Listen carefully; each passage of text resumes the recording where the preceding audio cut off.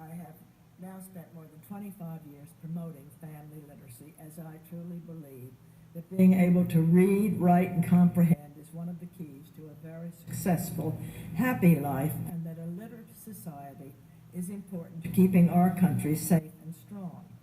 But when it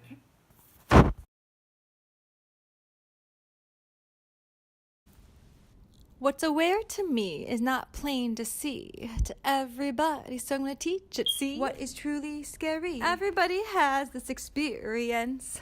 Like building a rock wall or higher fence. We make decisions, but never have to justify. Unless you're a teacher. Always asked to quantify. That is evidence. But what's not evident is holding them up to what they said is knowledge. Do you have the right information there? And if you don't, why you sit and stare? Go look it up in books or the internet. There is no for excuse. Not doing it, yeah? Behaviors, the real wild ones. And why I'm getting stuff done. Knocking PTS down one by one. Post-traumatic stress happens every day, no more, no less, because of the interaction of those around you. Hell yes. I'm building up my voice, getting super fast. Each scary moment doesn't have to last. If you're in the moment, don't get pulled in. Conversations that make your head spin. Let's go back to triggers, because what I've learned, people don't really use the words appropriately, and I guess that's why my nerves burn. Why am I sharing this? Well, it's a foundation skill, because if we're gonna tackle trauma, how they and abuse to avoid blame, as long as they get away with their dark days. Asked to identify my triggers. Well, it's all related to denial of safety against one population of kids. Isn't that the definition of discrimination? And if a classroom is a metaphor for sending little lives, futures, in one continuous blur, it doesn't matter to you that they get lost. They're guaranteed an education at any cost. But we get it, there's no money to teach. That's why it's so simple. It requires outreach. So what are my triggers? Easy, 1, 2, 3. Not the children, see. My job was to them protect from the ones that were most suspect. So one time they can use the excuse of we're not knowledgeable, blame the system, blame other people, whatever works. Number 2, so easy to do, just deny the facts, walk away. It's true. If you don't see it or hear it, not when little kids can't talk because they're nonverbal or they're disabled. Why would you ever believe them? In my experience. Number 3, I hope this makes sense. To get to me, they denied them a space to learn, and why environment is everything. And that's why we're going to go to space. That's right, the place you walk into and out of. We all know something that's nicer and something that's dingy and gross. And this is why it makes it worse. The adults know as they enter in. No one thought this was wrong? That's normalizing, and a school is like a mini society.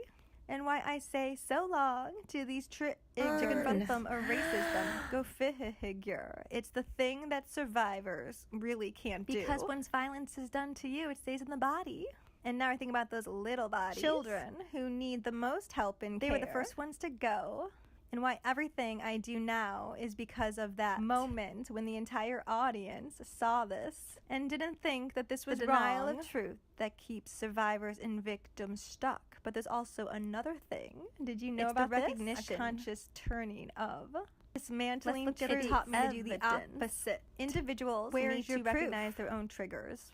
These are the things that physiologically make your body react. For me, facts it's that don't match what I'm hearing and saying. When an contradiction doesn't match the words, saying things that trying to match aren't true. And I'm going to stand up forever because this is their a heightened sense, with heightened nerves, and a lower threshold for pain. When I hear bullshit, my body responds, no game. So now I trust it. It's taken some time. And why I'm pretty sure these multiple assaults, discrimination against special ed kids, and the way adults showed me, told me what they do, time and time again to avoid blame. Getting through trauma is editing. Because you gotta keep working at it. Writing is the hardest skill for kids. And if you never give them the ability for literacy, then they never get to complain, or then they never get to know what they're missing. See? But we know the benefits of life come in all types, but they all start with independence. You want to knock down a kid's rock wall? Make them a target. Deny them an education. And isn't that the modern day oppression that creates such frustration? Self-harm is a cry for help. Eventually, they get sick of hurting themselves. And who do you think they go after? Other people around them. How did we forget that this is all sensory? Controlling little bodies. And what's the evidence? Well, I witnessed it time and time again. The trigger was, it's too hard. It's too hard. They kept saying it. And the anticipation of having to do work that they can't master was enough for them to react. The facts.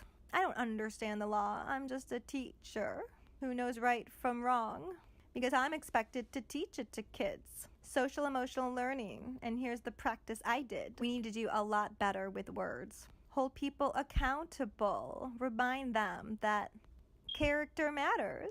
How you treat others isn't just chatter. Because when you get to the breaking point of violence, enough is enough. If it's not clear, my poems are full of motifs, symbols, and themes. This is the teacher part of me, live streaming. I haven't get my words back and all the meaning. That's why I will always fight for equality. Because education is already not fair. We're in a losing battle unless we find people that do more than care. Stand up for others who don't have a voice. After violence is done to you, there just isn't any choice. Do systems so because that fail, that are corrupt and amoral. They're trying to burn down my steeple, which is a metaphor for the church. Go back to the origin. Why was it formed? To allow a different way of life and a motivation not to hurt others. And an amazing story based on fear and authority. Don't do this, do and that. Here's the reward. Everlasting life and joy and happiness for an eternity. It helps us understand life and death. But I live on this earth, and I will never rest until all my words no longer trigger. So identify what it is that bothers you. Now face your fear. I'm sure you have questions, and I'm going to be crystal clear. My ex-profession is imbued in me. I can't release it. It's history. And when you identify what bothers you, hypocrisy? I do believe that it's the fear that it will continue to be done unto others needlessly because we didn't learn. And this is at the point of education. And religion is. You identify the mistakes and make changes. And if you're playing dumb, go suck that thumb, you little baby. What you're running from comes full circle. I've got my voice back. I'm not even 1/10 done.